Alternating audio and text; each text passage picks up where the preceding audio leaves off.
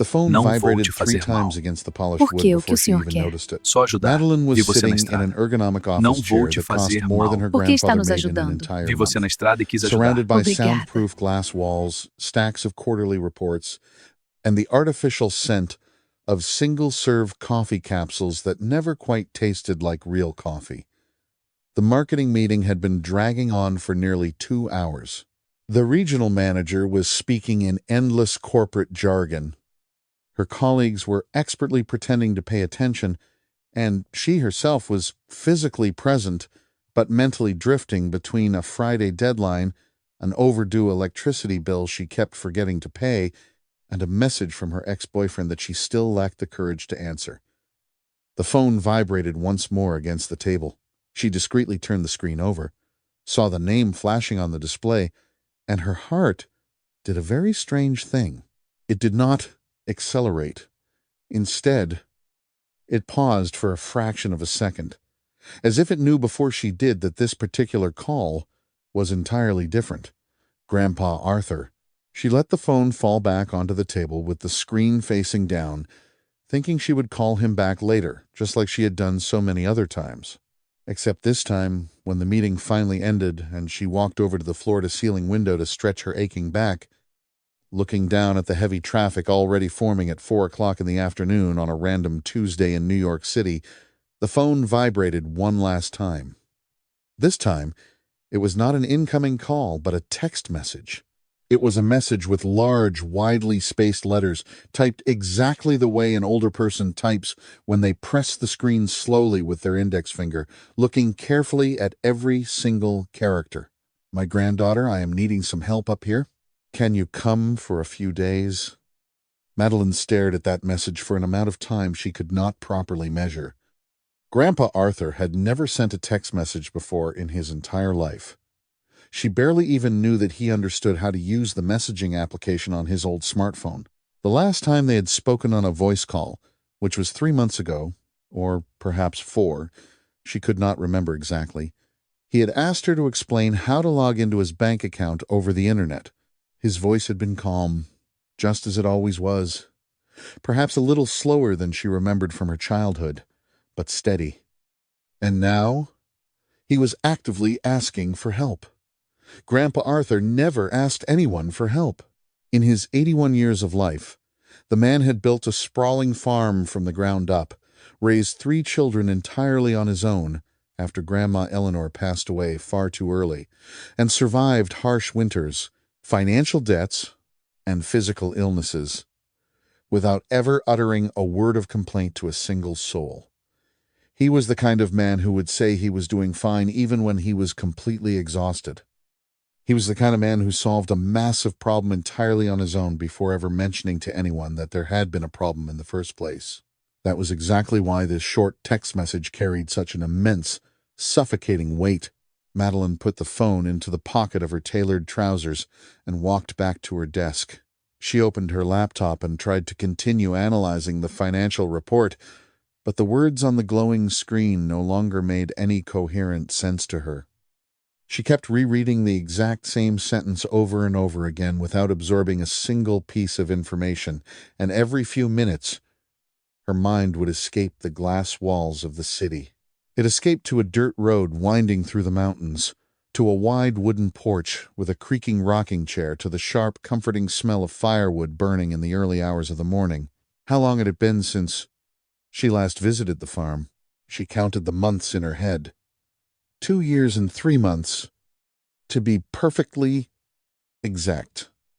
She had gone up to the farm for his 79th birthday, staying for a very quick weekend, sleeping there for only a single night before rushing back on Sunday evening because she had a crucial project due on Monday morning.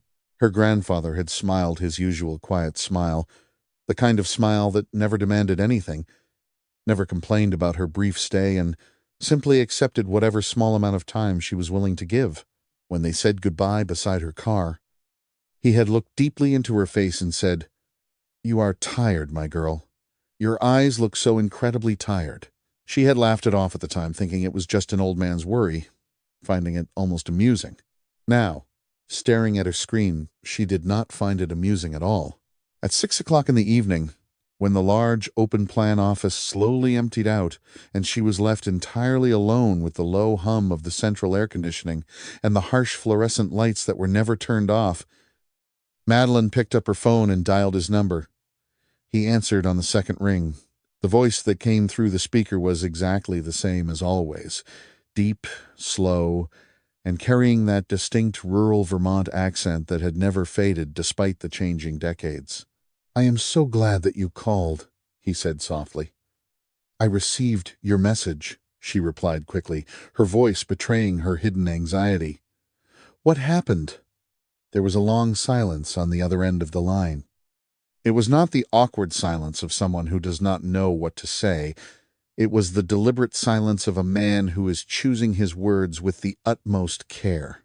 "I am getting a little slow these days, my daughter," he finally said. "My leg has been hurting a lot more lately, and I have had some dizzy spells too. The doctor told me it is just a natural part of getting old, but—" He paused and took a deep, slow breath. "I am needing some help with the chores around the farm for a few days. If you are able to come."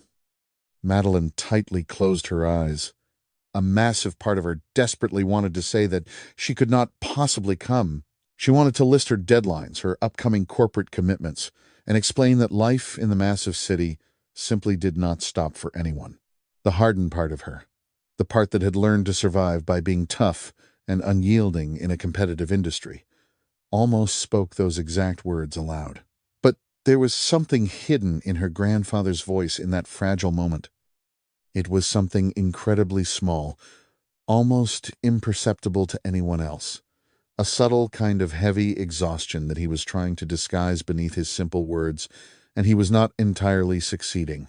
"When do you need me to come up there?" she asked, her voice dropping to a whisper, and he answered with a single word: "Soon."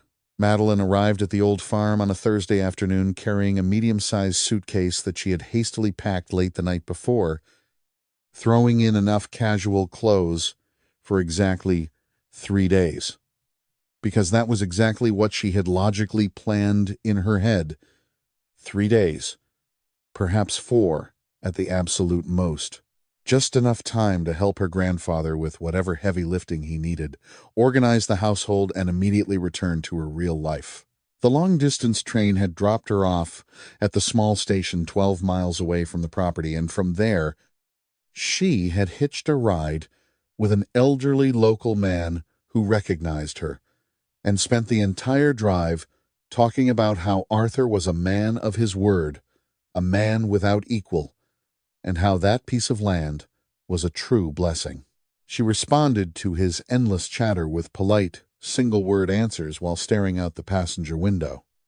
The scenery outside transformed drastically as the rusty truck moved forward. The concrete buildings of the town were left behind. The neon signs of the gas stations and the small pharmacy faded away, and another world began to emerge.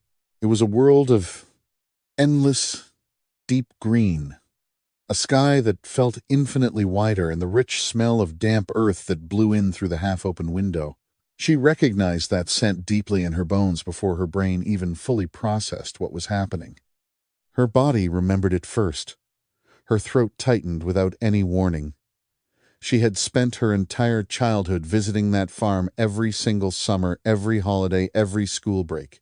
Her grandmother had still been alive back then, and the massive wooden house always smelled of freshly baked cakes, clean laundry soap, and that inexpensive floral cologne her grandmother splashed on her wrists every single morning.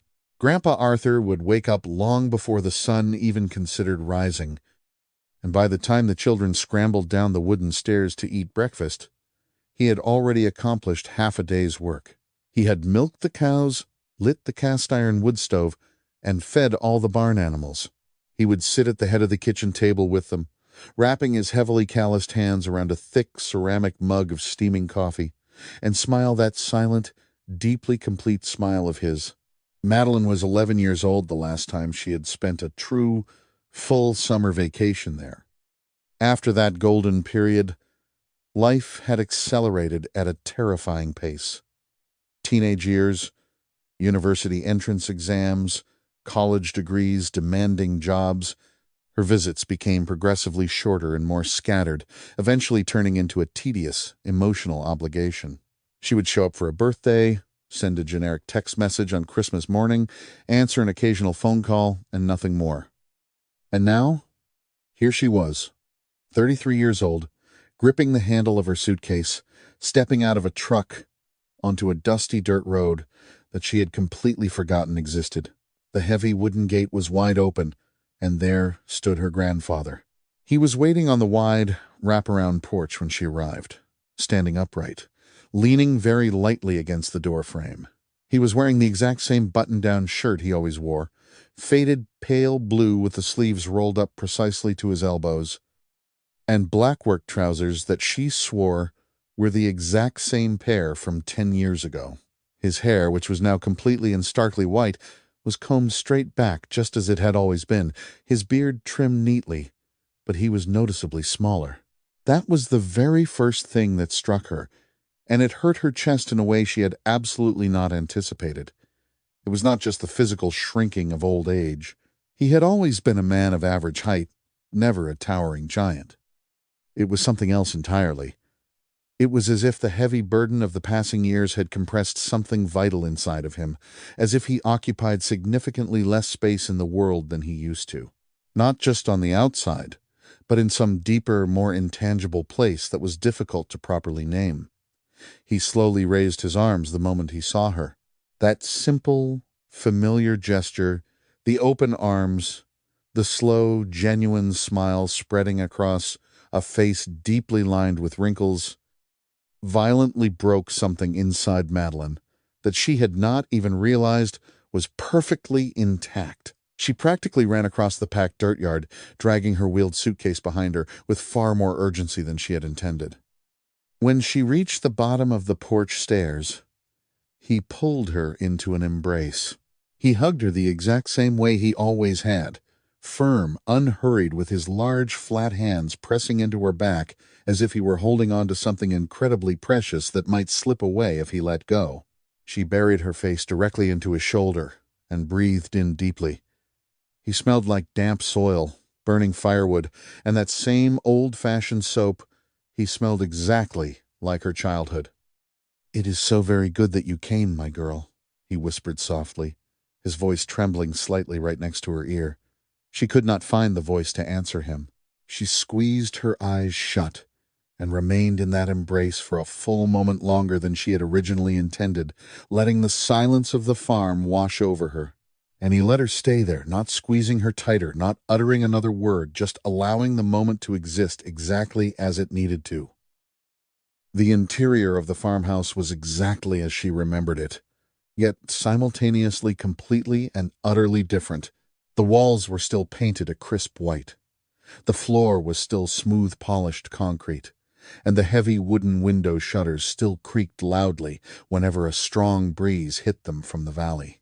The large kitchen table still had the exact same plastic tablecloth adorned with faded yellow flowers that had seemingly existed since the dawn of time.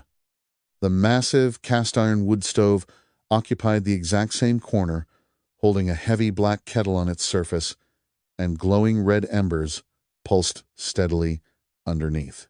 Her grandfather had clearly built the fire shortly before she arrived, she realized, because the spacious kitchen was thoroughly warmed and smelled wonderfully of sweet birch smoke. However, there was a profound stillness hovering in the air that she did not recall from her youth. When she was a little girl, this house was constantly filled with joyous noise. Cousins running through the hallways, uncles debating politics loudly on the front porch, her grandmother softly humming old folk tunes in the kitchen, and a battery-powered radio buzzing with the local morning news. Now, there was absolutely nothing but the sound of the wind rustling through the leaves of the ancient oak tree outside, the distant, echoing call of a lone bird, and the gentle crackle of burning wood in the stove. Her grandfather slowly pulled out a wooden chair for her to sit down. "I'm going to pour you some coffee. I just finished making a fresh pot." It was a statement of pure fact rather than a question. He was already reaching into the upper cabinet to retrieve a mug, already pouring the dark, thick liquid that he had always brewed in the exact same old-fashioned manner. It was incredibly strong, heavily sweetened right in the filter, just the way the old folks always made it. He placed the steaming mug gently on the table in front of her and took a seat directly opposite her, wrapping his own large, weather-beaten hands around his ceramic cup. Madeline took her first, cautious sip. The scalding, sweet liquid hit her throat, and something buried deep inside her chest, something that had been tightly coiled and anxious for an amount of time she could not properly measure, suddenly loosened just a fraction. "How have things been, Grandpa?" she asked softly, looking at his hands. He raised his shoulders in a slight, dismissive shrug. "I am keeping on. This left leg of mine does not want to cooperate very much anymore, but I am keeping on." "What exactly did the doctor say about it?" she pressed, needing facts to anchor her worry. "He said, it is severe arthritis. He told me to take the prescribed medication, to rest significantly more often, and to stop spending so many hours standing on my feet." He paused and stared down into his dark coffee with an unreadable expression that she could not decipher. "It is very difficult to rest when there are so many things that need to be done around this place." She looked deeply into his aging eyes. "Is there anyone around here helping you with the daily chores?" He lifted his gaze, and for the very first time since she had walked onto the property, something resembling a genuine, broader smile appeared on his wrinkled face. Yes, there is Matthew." He spoke the younger man's name with a profound naturalness, exactly the way one speaks of a close family member. "He comes by almost every single day. He is a good boy." Madeline did not ask any further questions about this Matthew person at that specific moment. She was utterly exhausted from the long train journey, and the combination of the hot, sweet coffee, the radiating heat from the iron stove, and the deep, heavy silence of that kitchen was having a bizarre effect on her nervous system. It was forcibly decelerating everything inside her. Her rapidly beating heart, her racing thoughts, the chronic tension in her shoulders, everything was slowing down. She turned her head and looked out the kitchen window. The sun was slowly descending behind the rolling hills covered in lush green pasture, painting the edges of the vast sky in brilliant shades of orange and soft pink. A cow lowed softly somewhere far off in the distance, and Madeline just sat there, watching the sun set over her grandfather's farm for the first time in over 2 years, gripping her warm mug of coffee and choosing to say absolutely nothing. Sometimes you simply do not need to speak. On that first night back at the farm, she slept in the exact same small bedroom that had always been designated as hers during her childhood visits. It was a modest room with a single window facing the sprawling backyard, featuring a heavy wooden bed frame holding a mattress that was significantly firmer than the luxury memory foam she was accustomed to in her city apartment. The crisp, white cotton sheets smelled intensely of sunshine and fresh air, because her grandfather still washed them by hand and hung them out on the clothesline to dry every single week. She would learn this detail later, realizing that even when no visits were scheduled, even when he had absolutely no idea if anyone would ever come, he always kept her room perfectly ready. She lay flat on her back for a very long time, staring up at the dark wooden ceiling, listening closely to the myriad of sounds that the concrete city never possessed. There was the rhythmic croaking of frogs in the damp marsh behind the barn, the wind gently moving the heavy branches of the oak tree, and the occasional shifting of a restless animal down in the wooden corral. There were no blaring car horns, no wailing ambulance sirens, no constant low roar of combustion engines that she had become completely deaf to in New York. The silence of this rural place was not an empty void. It was incredibly full of living, breathing things, and she, who had entirely forgotten this profound truth, simply lay there listening until a deep sleep washed over her, arriving much faster than she had anticipated and pulling her under much deeper than she could remember. The following morning, when she finally awoke with the bright sunlight streaming through the gaps in the wooden shutters and the rich smell of freshly brewed coffee drifting up from the kitchen below, she remained perfectly still in the bed for a moment, wonderfully disoriented. It took her fully 2 or 3 seconds to remember exactly where she was, and when the realization finally hit her, the very first emotion she felt was not the crushing weight of her pending corporate reports. It was not the gnawing anxiety of the massive marketing meeting scheduled for Monday morning. It was not the endless scrolling list of administrative tasks she needed to resolve back home. The very first thing she felt was something incredibly small, almost ridiculous to articulate. She felt a sudden, intense desire to go downstairs and drink her grandfather's coffee. She pushed the blankets aside, slipped her bare feet into her sandals, and quietly walked down the wooden stairs. Her grandfather was already sitting out on the front porch, holding his familiar ceramic mug, gazing steadily out at the rolling green pasture. The morning air possessed that unique, luminous quality that only truly exists in the deep countryside. It was a soft, golden clarity that seemed completely devoid of any rush or urgency. The morning dew was still resting heavily on the broad leaves of the oak tree. A rooster crowed from the far back of the yard, late in his duties, almost as if he too had decided to sleep in and enjoy the peaceful morning. She approached quietly and stood silently next to her grandfather, looking out at the exact same point on the horizon that he was observing. "Did you manage to sleep well?"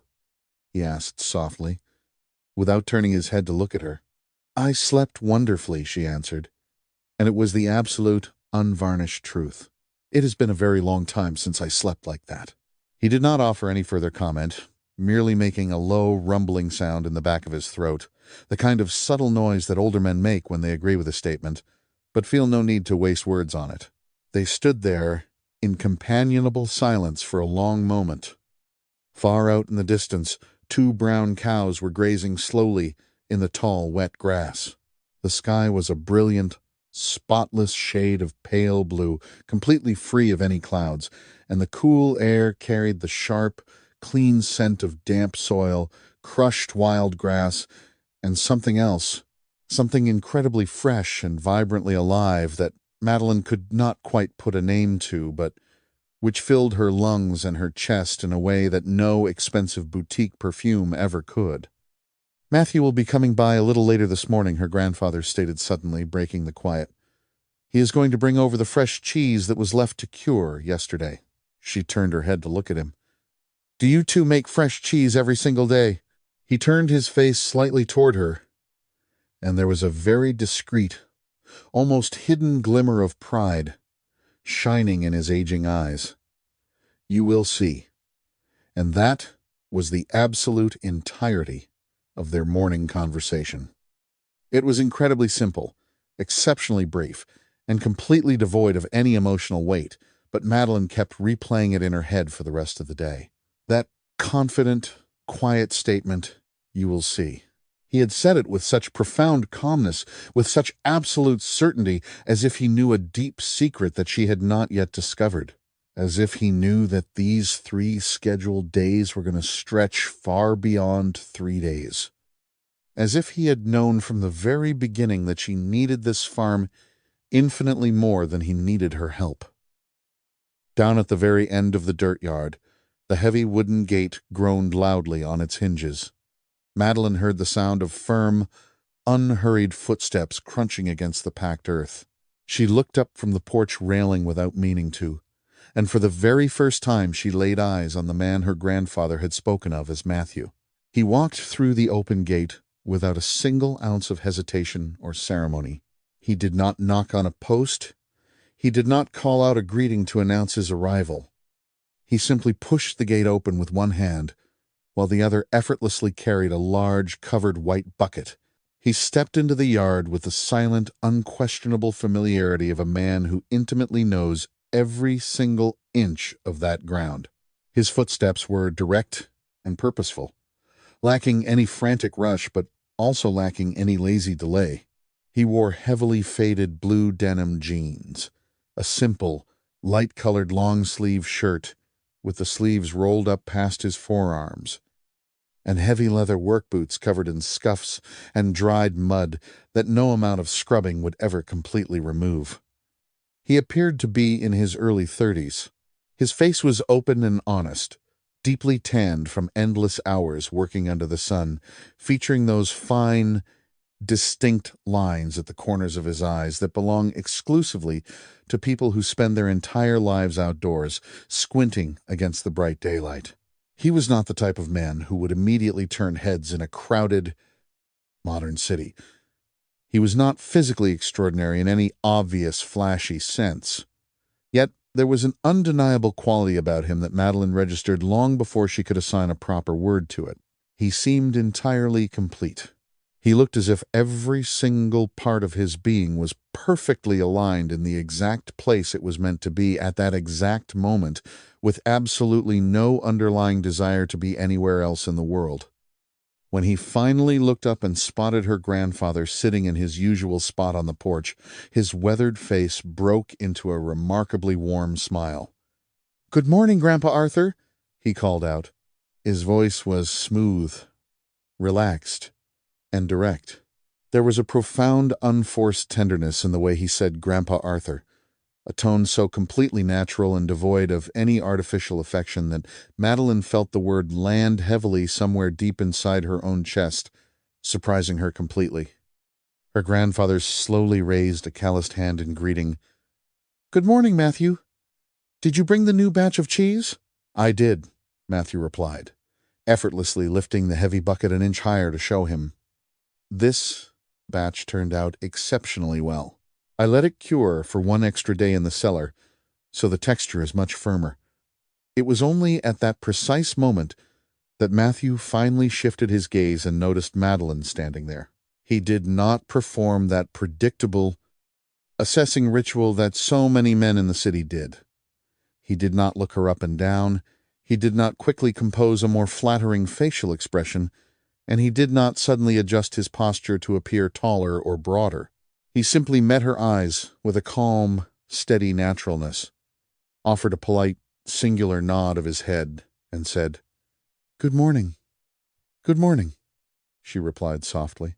Her grandfather, who was still resting comfortably on the wooden bench with his coffee mug, spoke up with absolute simplicity.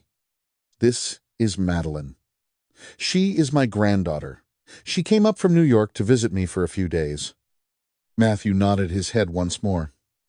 "That is wonderful," he said warmly, and that was the end of it. He did not attempt to awkwardly extend the conversation. He did not ask her what she did for a living. He did not bombard her with polite but meaningless questions about the big city. He simply walked up the 3 wooden steps of the porch, greeted her grandfather with a firm, solid handshake that clearly communicated years of mutual affection, carefully set the white bucket down by the kitchen door, and announced that he was going down to check on the animals in the barn. It was unbelievably simple. Madeline stood near the railing, watching his broad back as he walked away across the yard, and she experienced a very strange, unfamiliar sensation. It was not romantic attraction. It was not even pure curiosity, exactly. It was more akin to a mild, lingering shock. She had spent her entire adult life surrounded by ambitious people who constantly announced their presence, people who forcefully occupied every available inch of physical and conversational space with loud words, dramatic gestures, and a desperate, clawing need to be perceived as important. Witnessing a presence that was so utterly quiet, so direct, and so self-assured was genuinely deeply unsettling to her corporate-trained mind. "Where does he actually live, Grandpa?" she asked, turning back to the older man. "He lives on the adjacent property, right over that hill." Her grandfather took another slow sip of his black coffee. "His father was my closest neighbor for many, many decades." Matthew grew up running up and down this very dirt road. When his father fell seriously ill several years ago, Matthew came back and took over the management of their entire farm. He paused for a moment, reflecting. He is a truly good son, a very good man. He comes over here almost every single day. Sometimes he stops by before he starts work on his own land. Sometimes he comes by after he finishes. Her grandfather looked up at her with an expression that was faintly, almost imperceptibly amused. "Why do you ask?" Madeline quickly averted her eyes, looking out toward the trees. Just simple curiosity. Her grandfather did not respond to that. He simply took another long drink from his mug and turned his attention back to the grazing cows in the pasture. By the middle of that first morning, Madeline began to understand that her grandfather's farm operated according to its own internal logic, a steady, unyielding rhythm that refused to be rushed by anything or anyone, yet simultaneously never ceased moving forward. Every specific hour of the day had its designated task, and every single task required its own specific amount of time.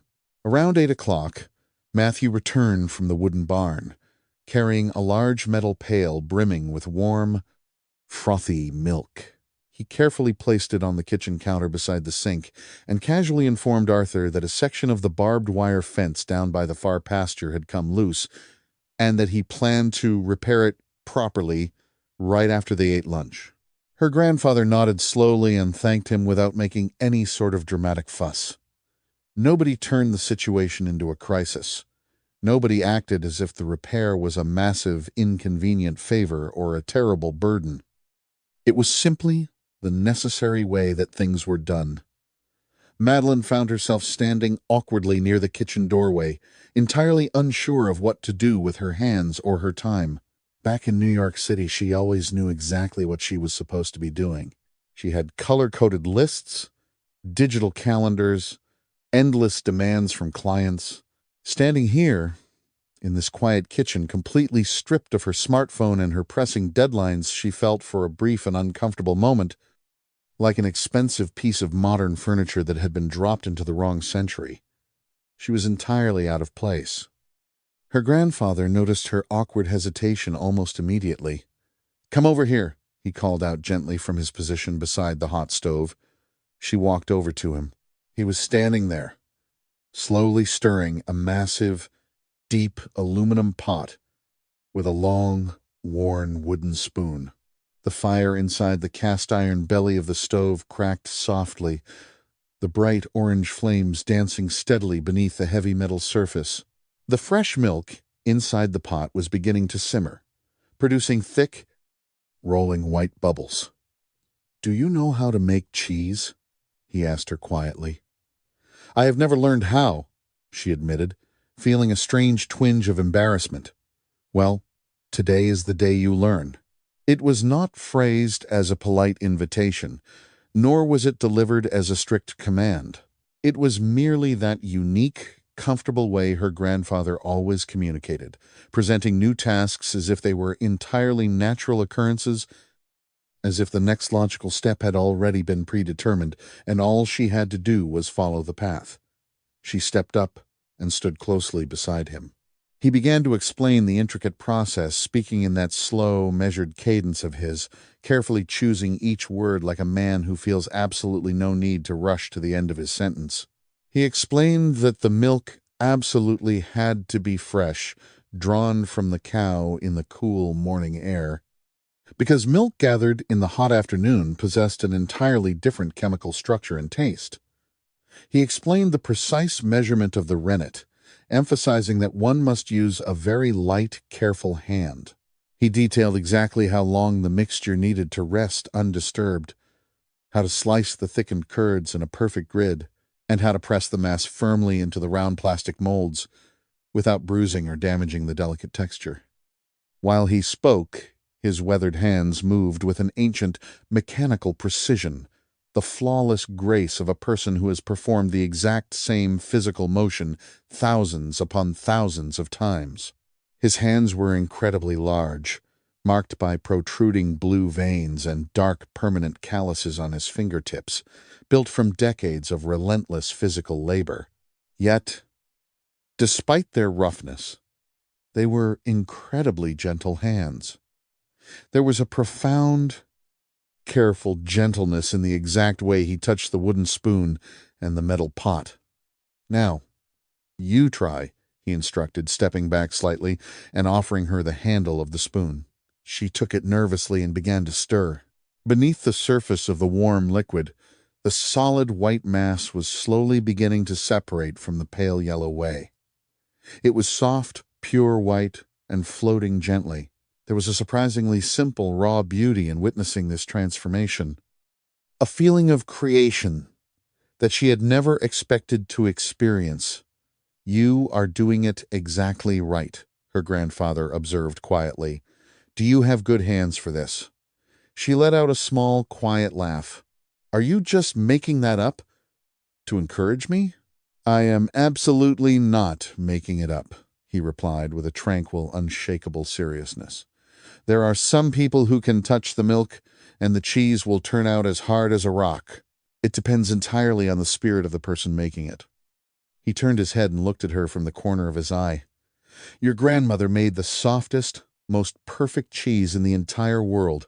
The mention of Grandma Eleanor's name dropped heavily into the quiet space of the kitchen, much like a small, smooth stone dropped into a perfectly still pond. It created expanding ripples of memory, and then, slowly, the ripples faded away, leaving the surface calm once more. Madeline did not say a word in response. She simply continued stirring the warm curds. Her grandfather also chose not to speak any further about Eleanor, but he remained standing there for a long moment, staring intently into the glowing fire of the stove, wearing an expression that suggested he was looking at something incredibly vivid that only he had the power to see.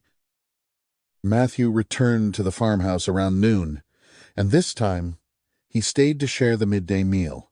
Grandpa Arthur had spent the later part of the morning slowly preparing a heavy, traditional lunch. White rice, thick black beans simmered with garlic and rendered fat, and a roasted chicken that had been prepared on the property 2 days prior. The table was naturally set for 3 people. Madeline noticed this detail immediately, realizing that Matthew's presence at their family table was an established, unquestionable routine, not a rare or special occasion. She took the seat directly across from him. He ate his meal with the quiet, focused intensity of a man who had spent the entire morning performing grueling physical labor and was experiencing genuine biological hunger. It was not the performative, polite nibbling of city people who eat simply because the clock dictates it is lunchtime. It was the concrete, physical consumption of a body that had thoroughly exhausted its energy reserves. He chewed his food slowly and deliberately. He did not pull out a phone to scroll through messages. He did not feel any uncomfortable urge to fill the natural silence with meaningless small talk.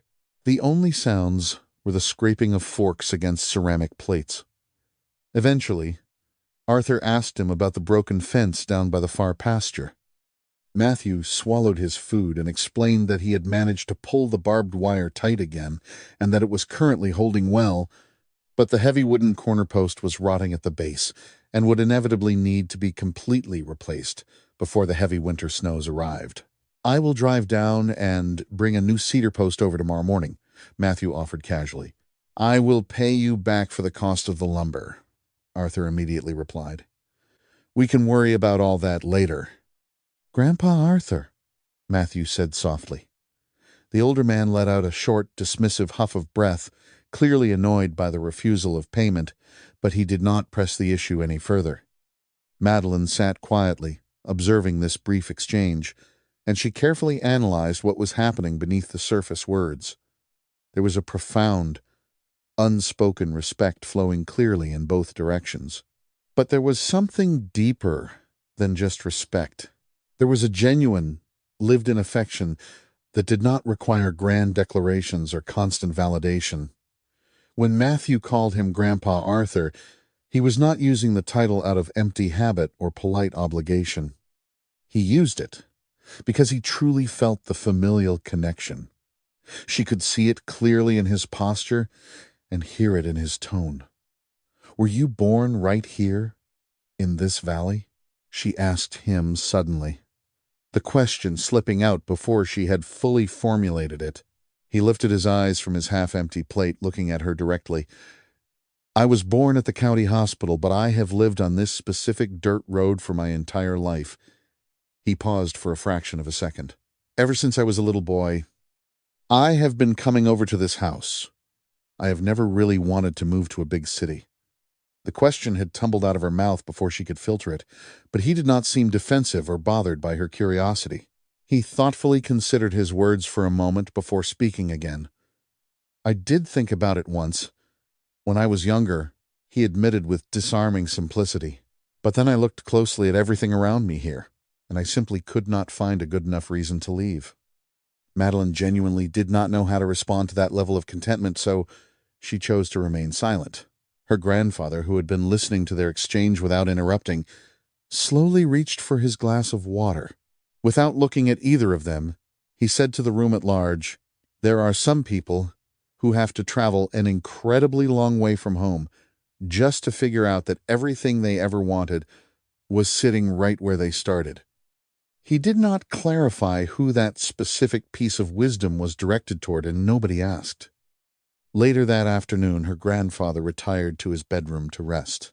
His doctor had strictly instructed him to lie down for at least 1 full hour every day after lunch to ease the strain on his heart and his joints, and he obeyed this rule without his usual stubborn complaints. That fact alone communicated volumes to Madeline about how fragile he was truly feeling beneath his stoic exterior. She sat alone on the wide front porch, holding her sleek smartphone, desperately trying to draft replies to urgent corporate emails, but the cellular signal was frustratingly weak, and her brain completely refused to cooperate with the tasks. Her attention kept drifting away from the glowing screen. She found herself staring out at the sun-baked yard. Matthew was positioned on the far side of the dirt clearing, carefully repairing the broken wooden handle of a heavy steel hoe. He worked in complete silence, sitting comfortably on a low, sawed-off tree stump. His physical movements were slow, deeply methodical, and incredibly precise. The movements of a person who feels absolutely no anxiety about the passing of time.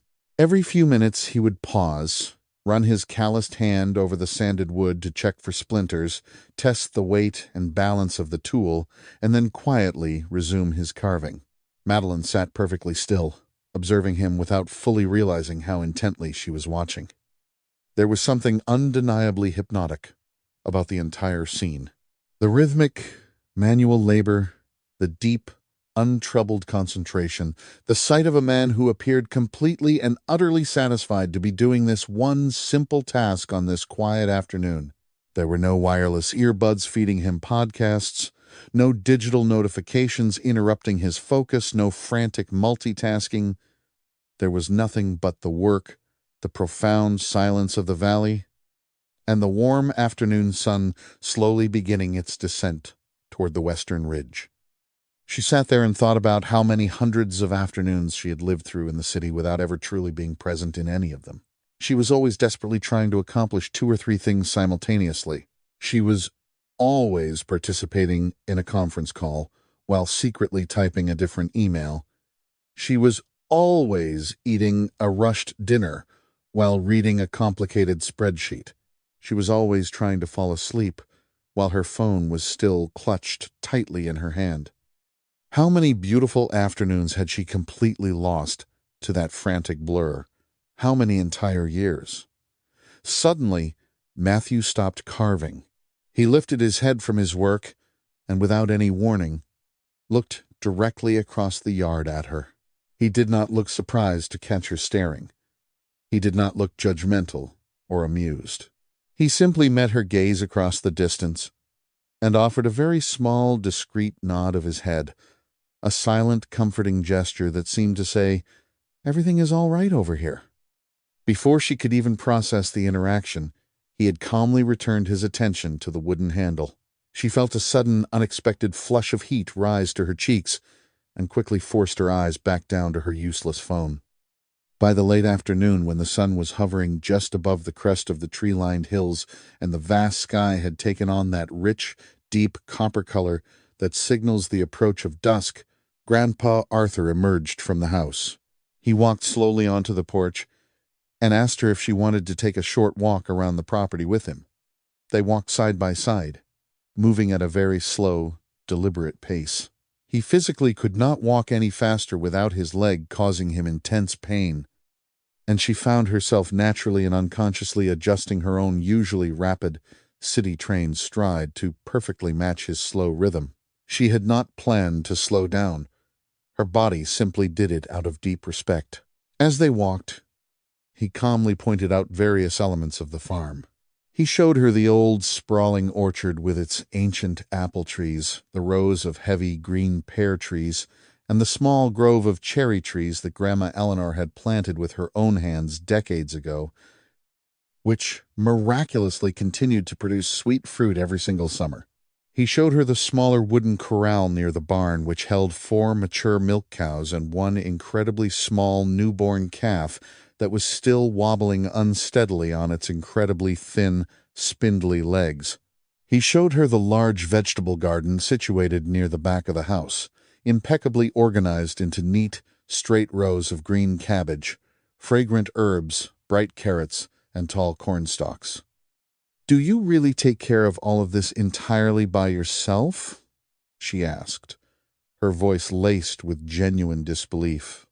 "Matthew and I do it together," he corrected her gently. "I do whatever my body still allows me to do, and he takes care of all the rest." Madeline looked closely at her surroundings. The farm was not a massive industrial operation, but it was incredibly alive. Every single fence post, every turned bed of soil, every animal bore the undeniable mark of constant, dedicated care. It was not the superficial care of someone trying to impress a visitor. It was the deep, structural care of someone who does the work simply because they love the land, because the farm is an inseparable part of their very soul. "Grandpa?" She started suddenly, the words feeling heavy in her throat.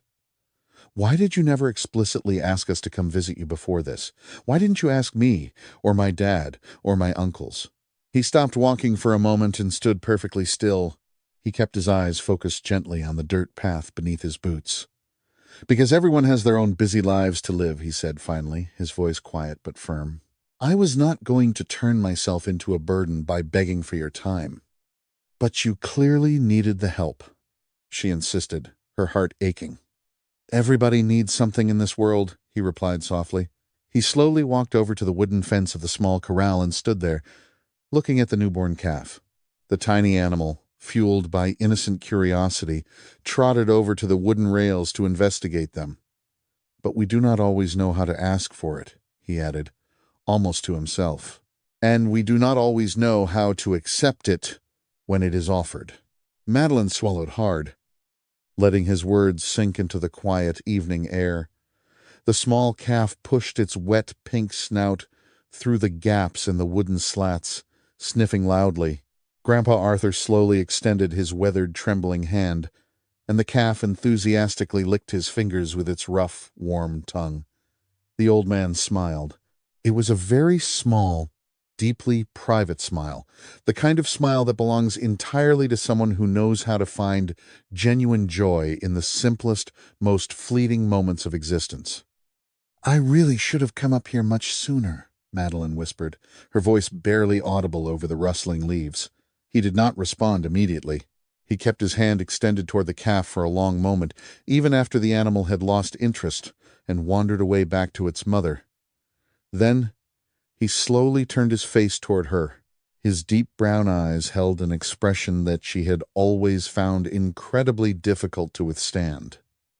It was not anger. It was not disappointment. It was not resentment.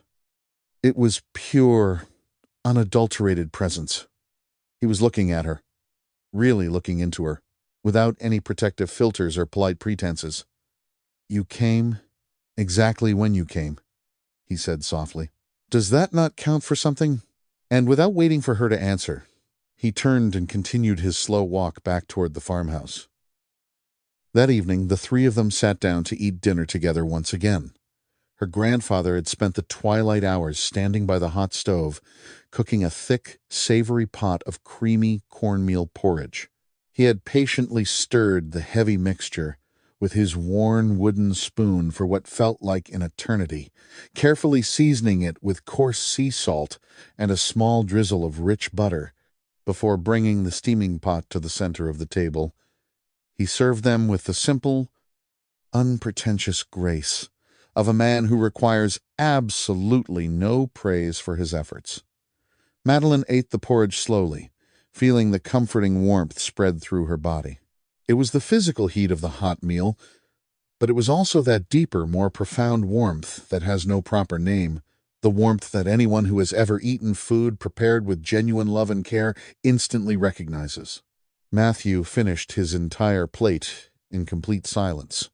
When everyone was done, he immediately stood up and began clearing the heavy ceramic plates from the table without anyone asking him to help. He carried them to the sink, washed the wooden spoon and the coffee mugs they had used, dried them meticulously with the clean cotton towel hanging on the oven handle, and put everything back in its proper place. He performed these domestic tasks with such fluid naturalness, making absolutely no effort to draw attention to his helpfulness, that Madeline found herself watching him again, completely captivated by his quiet competence. When it was finally time for him to leave for the night, he simply said, "Have a good night, Grandpa Arthur," and offered a firm handshake that carried the emotional weight of a deep embrace. He turned to Madeline, offered a polite, single nod of his head, said, "Good night," and walked out the door. The heavy wooden gate down by the road creaked loudly in the darkness. His solid footsteps gradually faded away down the dirt path, and then the deep silence of the valley rushed back in to fill the space. Her grandfather slowly walked around the kitchen, turning off the overhead lights one by one, and quietly retreated to his bedroom to sleep. Madeline was left entirely alone on the dark front porch for a very long time. She had no smartphone in her hand, no wireless headphones playing music, absolutely nothing to distract her. It was just her and the sprawling, ink-black night of the farm. The darkness out here was incredibly dense, yet it was completely alive with millions of tiny, rustling sounds. The sky above her was aggressively filled with thousands of bright, glittering stars, a spectacular display that the blinding lights of New York City had forced her to forget was even possible. She sat back in the wooden chair, staring up at the vast galaxy above for what felt like hours. She thought about the jarring reality that exactly 3 days ago she had been sitting in a sterile, glass-walled conference room, bitterly complaining about stalled traffic and drinking terrible, bitter coffee. And now, she was sitting on a worn wooden bench, enveloped by a sky she had not truly looked at in decades, smelling the lingering scent of damp earth, sweet cornmeal, and wood smoke clinging to her clothes.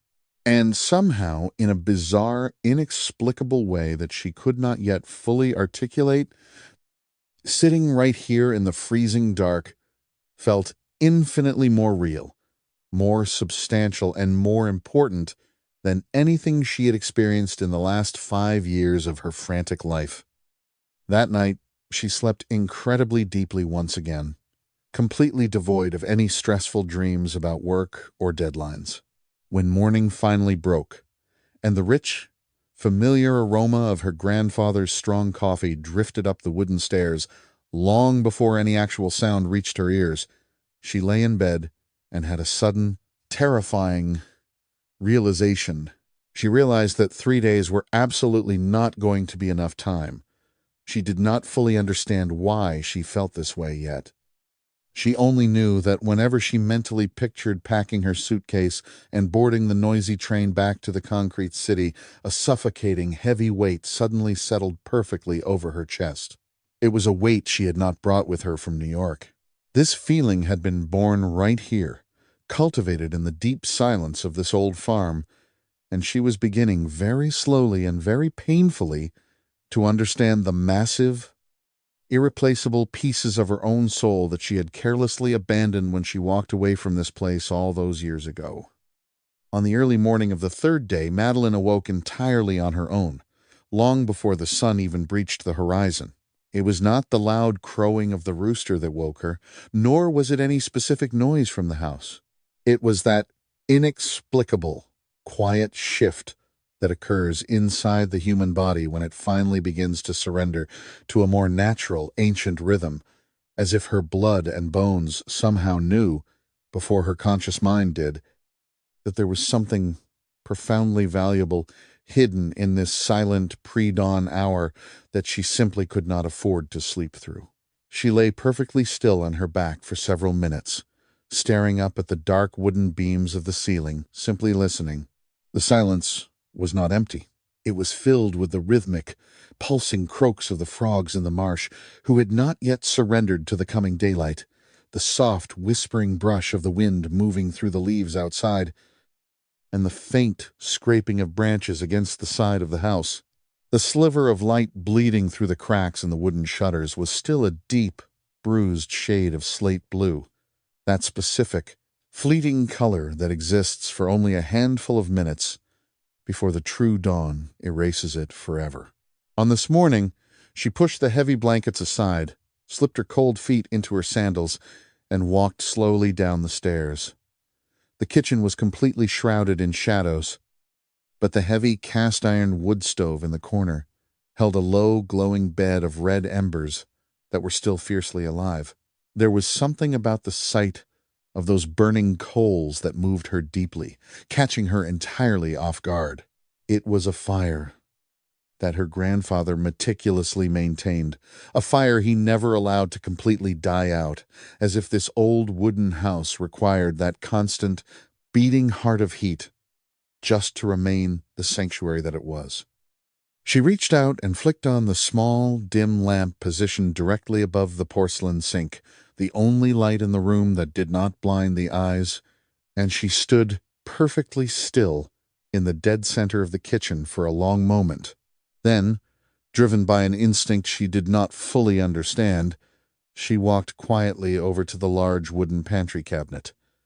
She opened the creaking doors very slowly. Inside, neatly organized on the shelves, were large glass jars of white flour, granulated sugar, and baking powder. There was a smooth ceramic bowl resting on the counter that held fresh brown eggs, and a small wooden box, acting as a makeshift cooler in the cold morning air, containing a block of pale yellow butter wrapped tightly in wax paper. She stood there, staring intently at these simple ingredients, and the memory did not come back to her in pieces. It crashed into her all at once, like a massive wave that you do not see approaching until it is already breaking over your head. She was exactly 8 years old. The kitchen looked virtually identical to how it looked right now. The same cast-iron stove occupied the same corner. The same plastic tablecloth with the faded yellow flowers covered the table, and the same weak bluish morning light filtered through the windows. And Grandma Eleanor was standing right there. She was wearing her faded floral apron, her stark white hair pulled back into a simple, elegant bun, her hands completely coated in white flour, and she was softly humming a melody that Madeline had never learned the name of, but had somehow never managed to forget. "Come over here, my little flower. Come and learn how to do this," her grandmother used to call out softly. "My little flower." She never called her Madeline. It was always, "My little flower." The young Madeline would eagerly run over, and Eleanor would position her on a stool directly in front of the heavy clay mixing bowl, gently guiding her small hands directly into the cold, sticky dough. Eleanor did not teach her with rushing urgency or strict technical measurements. She taught her with the profound, endless patience of a woman who understands that teaching a child how to bake is a fundamental act of love, and that true love simply does not allow for shortcuts. "You have to learn how to truly feel the dough, my little flower," Eleanor would whisper softly, her warm breath brushing against Madeline's ear. "The dough speaks directly to your hands.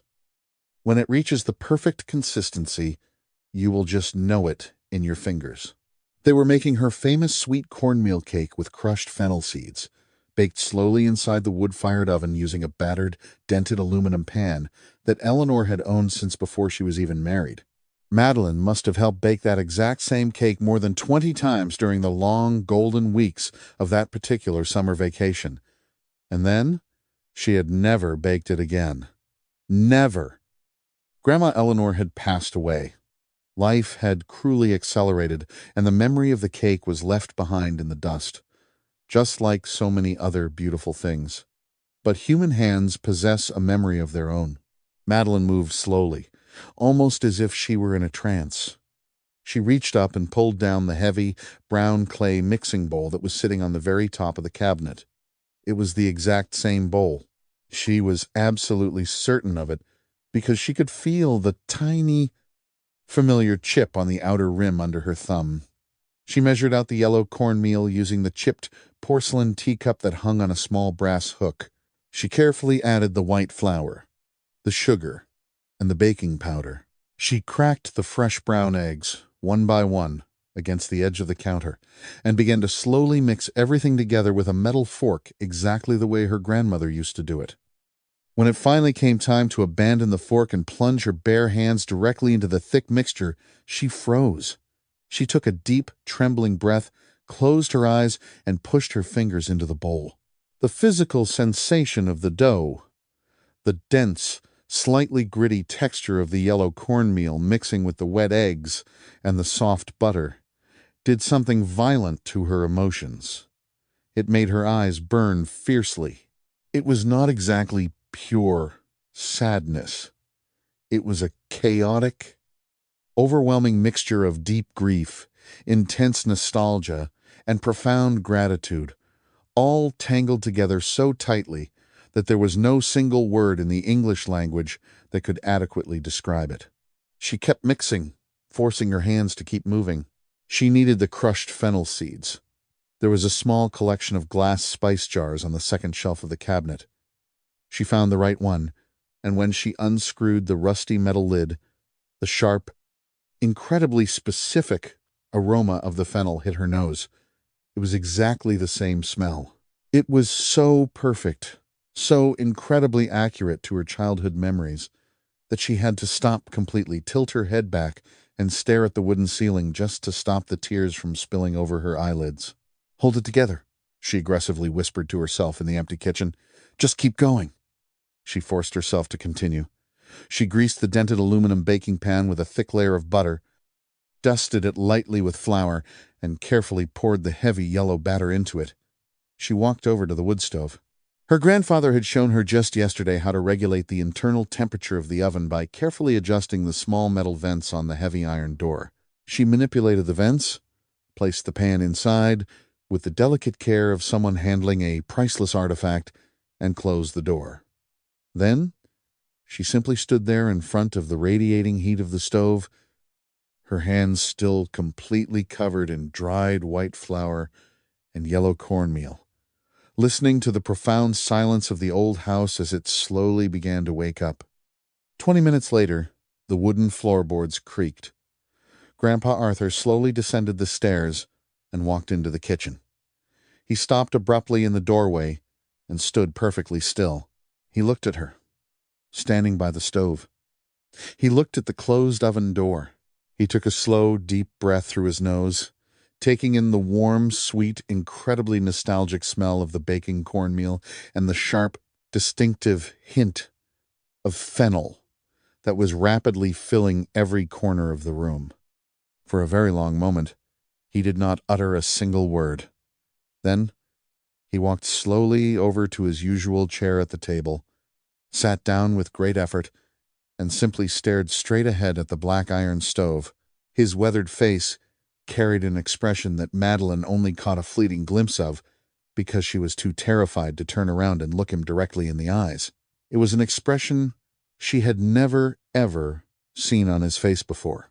Or perhaps she had seen it when she was a very small child, and she simply had not possessed the emotional maturity to understand what it meant. It was the naked, vulnerable look of a man who is suddenly experiencing something beautiful that he had genuinely believed he would never, ever get to experience again in his lifetime. "Sweet cornmeal cake," he stated quietly. It was not a question. It was a statement of profound recognition. With crushed fennel seeds, she confirmed, her voice sounding thick and embarrassingly unsteady, a weakness she desperately tried to hide, by aggressively wiping down the already clean counter. A heavy silence settled over them. "Your grandmother used to bake that exact cake every single Saturday morning," he said, his voice dropping to a harsh, gravelly whisper.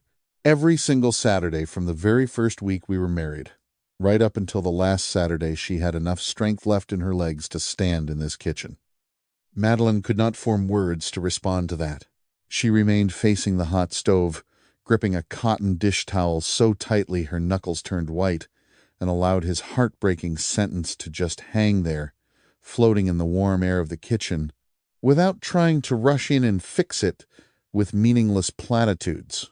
Sometimes, the most deeply respectful thing a person can do when confronted with someone else's sacred memory is to simply stand back and let it exist in the space between them, unhurried and unmanaged. Her grandfather remained perfectly silent as well. For the next 20 minutes, the only things that filled the space between them were the mouth-watering smell of the baking cake and the low, steady crackle of the burning wood. And yet, within that shared heavy silence, with her standing defensively near the stove and him sitting quietly at the table, an entire complex conversation was happening. A profound, emotional exchange that absolutely no spoken words could have ever effectively communicated.